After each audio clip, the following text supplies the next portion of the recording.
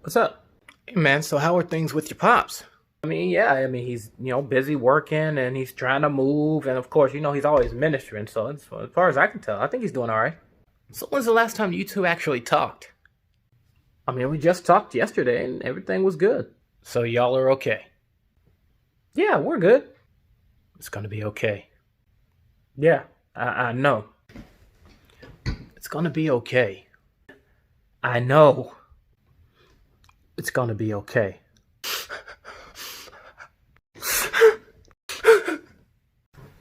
And in today's video, we will be talking about two of some of the most troubled kids in animation with daddy issues. And we're talking about these two blue flame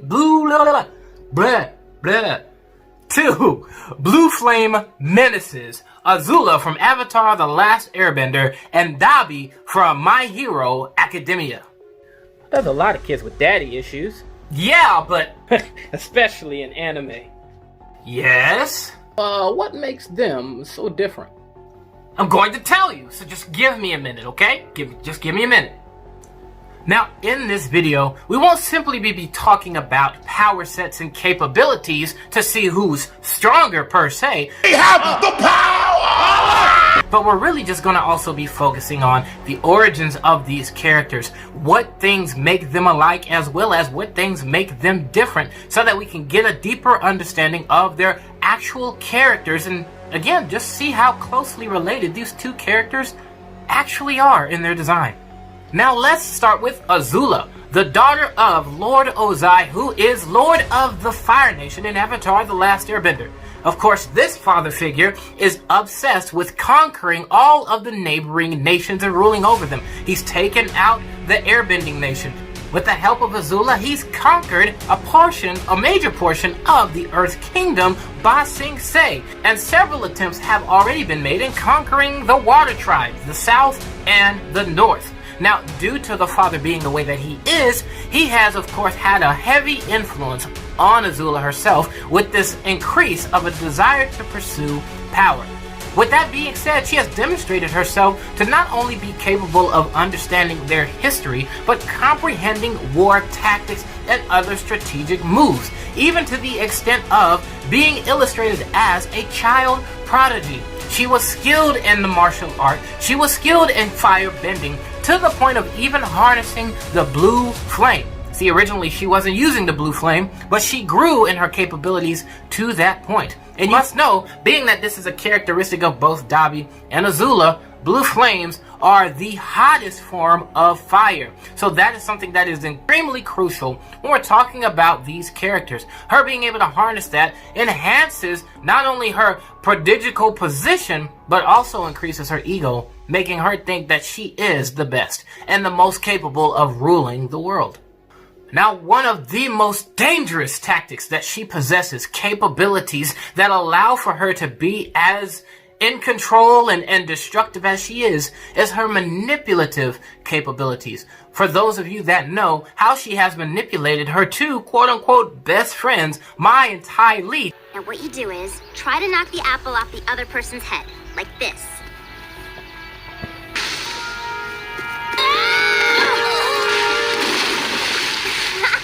See, I told you it would... To the point of them serving her consistently is constantly illustrated within the series of Avatar The Last Airbender, going as far as even manipulating the spies of Ba Sing Se, which contributed to her ability to conquer said nation. Now, if I must say, Dabi, aka Toya Todoroki, is also mad different when it comes to the relationship between him and Azula, especially in the way that they were raised. You see, one thing to point out is he actually didn't start out with blue flames. He grew into blue flames. This development in his power comes from his constant pursuit of training to become stronger, because his father, in his ambition to create someone that would become the #1 hero, really grilled that into Dabi. Now, that being said, what was birthed in Dabi is the desire to fulfill his father's actual ambitions. He trained as hard as he could, he pursued more power, but it became evident to Endeavor that his son's flames were a hindrance to him. It began to hurt him to use his flames. And eventually Endeavor cut off the training with his son. And this perplexed Dabi, aka Toya, because he wanted to please his father. He wanted to be everything that his father saw that his son could have been. So he continued to train. But even in the midst of him continuing training, a fire broke out that made it seem as though Toya had lost his life. And Endeavor thought he lost a son. And he instead continues this training with his newest son, Shoto, who now has the ability over fire and ice. Now, if you want me to do a comparison in regards to Shoto, Todoroki, as well as, let's say, Zuko, just know that video's actually already been done. And you can go check out the relationship between these two burnt-faced characters in that video. But as we continue with this one, Dabi, in that moment, Toya did not die in that fire. He in fact survived due to the interruption of All for One.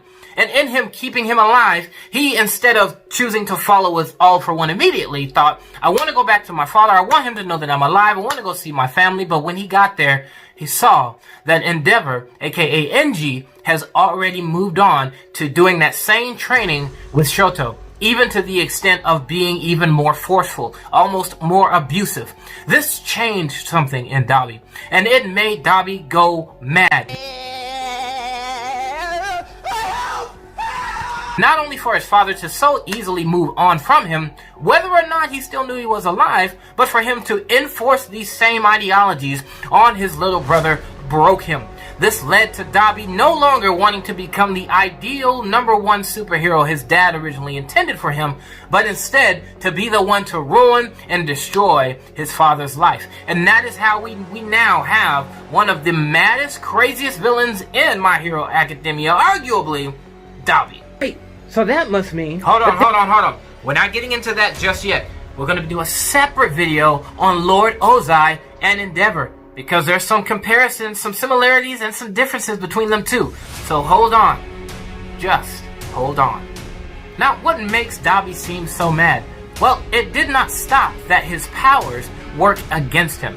Dabi's flames are too strong, so much so they're much stronger than Endeavor's. And being that his flames are much stronger, his flames do much more harm to his body. That is why we see the scars all over him, constantly needing to be healed. That is why in some depictions you see blood raining from those stitched up scars as well, because the flames do as much damage to him as they do to everybody else. But the thing with Dabi is, Dabi doesn't care. Dabi has no care for what happens to him, only to fulfill his desire to ruin Enji Todoroki, aka Endeavor's life, even if it means going against his own brother Shoto Todoroki. Now, if we're asking the question, what if Azula and Dabi actually got in the fight? When I do battles, I have to consider the character. Characters aren't doing battle as characters if they don't have their character involved.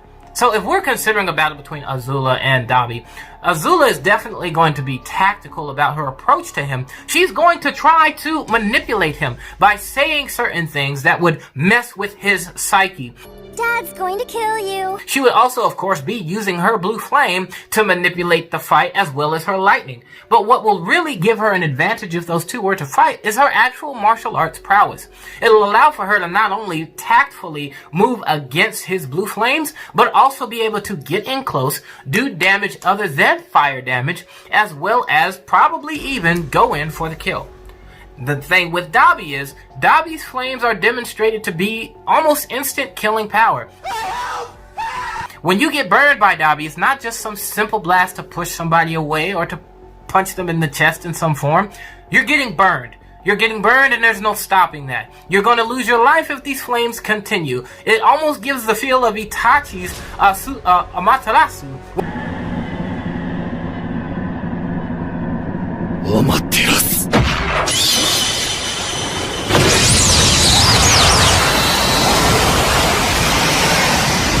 When he first used it, once the blue flames touch, that's it. You ain't getting away. You're done. You're done. Unless you can control the fire yourself. But here's the thing that is also shocking that you got to keep in mind. Where Azula would be attempting to mess with the psyche of Dabi, Dabi is already mentally broken. There's nothing she could say. There's nothing she could do to break him more, to make him lose focus, to mess him up. She would literally have to bring Todoroki and she would have to bring Shoto Todoroki as well as Endeavor to the battlefield and probably do something to them. But even then, he pursues their downfall. So it wouldn't matter to him if she did something to them, in my opinion. And with that being said, I would make the argument that if they fought, Dabi would probably win. No! What did he say? No! Now you're probably thinking, but she'll go in for the kill. She'll be hitting him here, hitting him there, doing this and doing that to him. Dabi don't care what happens to his body. So once she's in and doing that to herself, he's gonna do a kamikaze bomb. And even then, probably still survive. So I would definitely give that gold, give that win to Dabi, because Dabi doesn't care what happens to him. But Azula does. And her mentality, as we're about to see, is much more vulnerable than we thought. Now let's get into the comparisons between Dabi and Azula. And the first thing that we have to acknowledge, that I know everyone in this video who's going to watch this, who's going to comment on it, who's going to see this on TikTok, etc., anything that we're going to say that they have in common is daddy issues. Because of their father's ambitions, that is a part of what drives these two people in the beginning of their lives. Azula pursuing power, it stems from watching her father and her lineage in some ways, in several ways, pursue power. Dabi, his father wanting him to become the #1 superhero and pushing him through training to the point that his flames not only turned blue, but hurt him. That's that ambition that is being seeded and implanted in both of these characters. But not only that, their experiences along the way, if those of you that have seen the fullness of Avatar The Last Airbender, and those of you that, of course, know of Dabi and his lineage, being that he's related to Enji Todoroki, you understand that he went mad as well. Both of these characters go mad. And Azula losing the Agni Kai...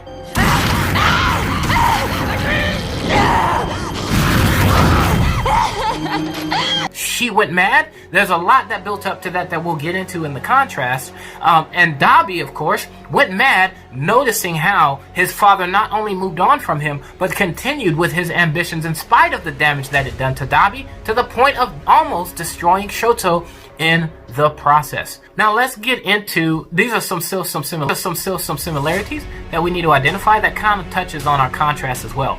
So where Azula was driven mad, or driven to power by her father, she was driven mad by believing that her mother did not love her. What is going on here? I don't know. It's time for a talk. What do you mean by that? Well, her mom constantly, checked her for coming against Zuko, constantly punished her for doing some of the things that she did. These are things to demonstrate her capability as a leader, that she is deserving of the royalty to become the next queen or ruler over the Fire Nation, and arguably even aiming to rule the world. But every time she demonstrated that in a certain way, her mom constantly got onto her, to the point where Azula thought, my mom only sees me as a monster and my mother doesn't love me. And even more so along her journeys to, I guess you could say, enforce and manipulate bonds with other people, the love that these characters, for instance Mai and Ty Lee, not only had for each other but for others, superseded the fear that Azula implanted in them. I never expected this from you. The thing I don't understand is why. Why would you do it? You know the consequences. I guess you just don't know people as well as you think you do. You miscalculated. I love Zuko more than I fear you. No, you miscalculated! You should have feared me more!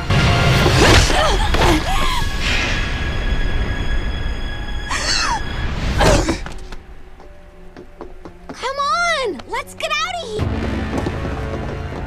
here! You're both fools! Thus causing Azula to, instead of, still looking to have control and manipulate people, going to the place of not wanting anything to do with anyone at all. Now this was another thing that plays a part in that. Lord Ozai, as he prepared to go into the final battle, had Azula stay home versus having Azula go out into the battlefield. Now this messed with her mentally, because she thought she did everything that I needed to do. That at least my father sees me, that at least my father appreciates everything that I have done. And for him to keep me home is almost as if to say that I haven't done enough. And so in her ruling over the Fire Nation and taking that position, that the madness began to perpetuate, even to the point of seeing her mother when her mother wasn't there. For those of you that know from Avatar The Last Airbender, her mother was sent away, locked away, and has disappeared. Now, if you notice, of course, after the Agni Kai, she went mad, and she herself was locked up for her insanity. But as you get into the Avatar The Last Airbender comic books, you will notice that she not only gets out, but she partners with Zuko to find their mother. And in going to find their mother, she pursues to understand why her mother treated her the way that she did. But just upon them being able to rekindle a relationship, Zuko interferes, causing Azula to, of course, go on a rampage, fight back, and run off on her own.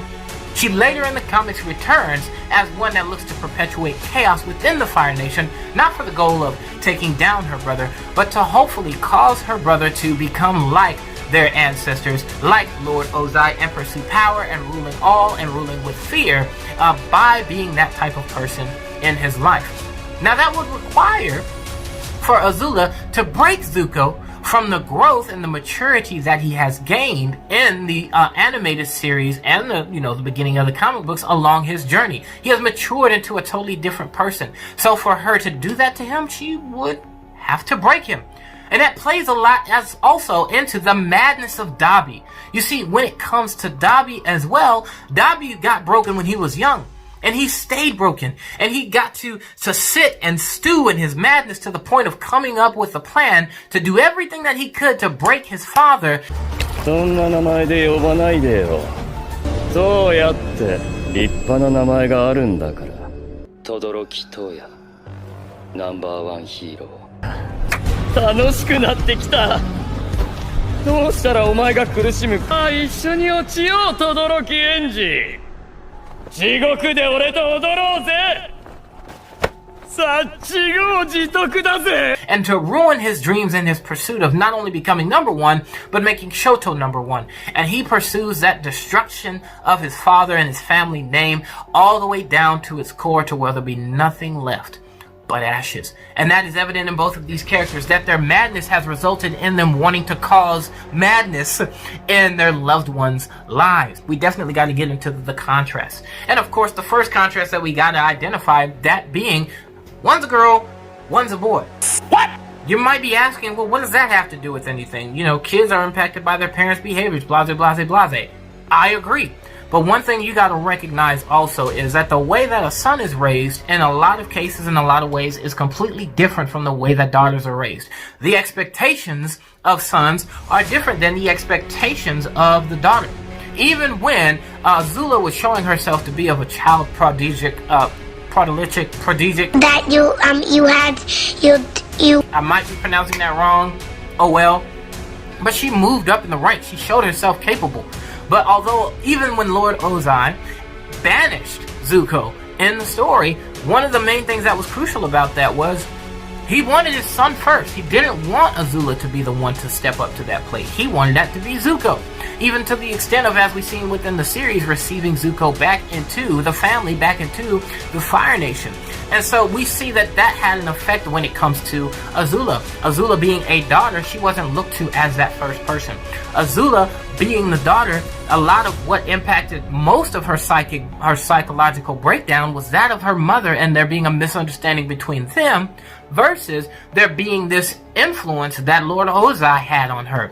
That is really what contributed to her real brokenness. Had her mother demonstrated what Azula expected of love, in that instance, there might have been a different demonstration of where her mentality would have gone. But her mother wanted to keep her away from being like Lord Ozai, but that instead resulted in her breaking down. Now, when we look at Dabi in that regard, Dabi was sought as that person for power. I want to train my son. I want to have the greatest hero. And this ambition glued on him, that hyper focus on him, and seeing that he was brushed aside as soon as he was considered dead.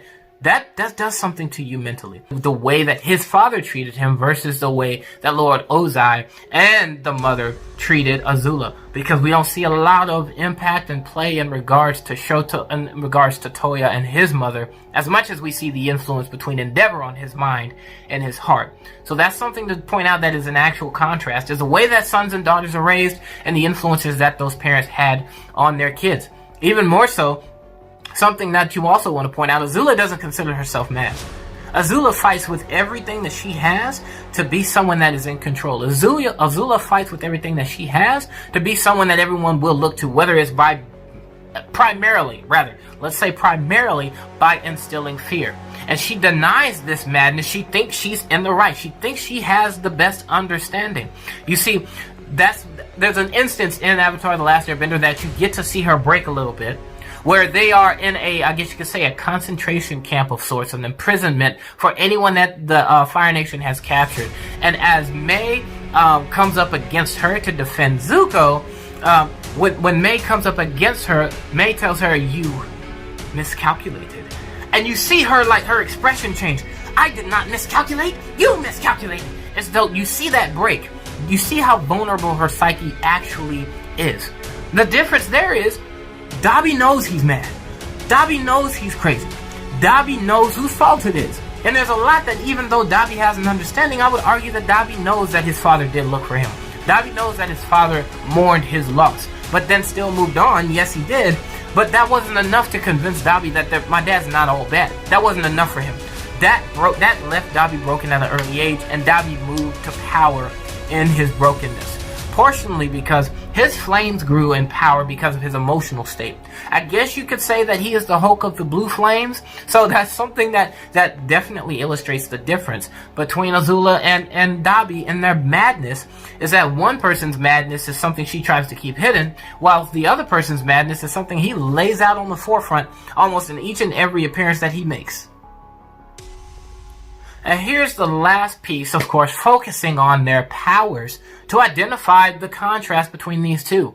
You see, in Avatar: The Last Airbender, when it comes to bending any of these elements, every character is given training as to how to control, manipulate, and harness their powers without it doing harm to them, and learning even how to use it effectively to the point that it won't harm them. One, knowing your limits, but two, training to where you can exceed those limits to where now that's no longer a problem.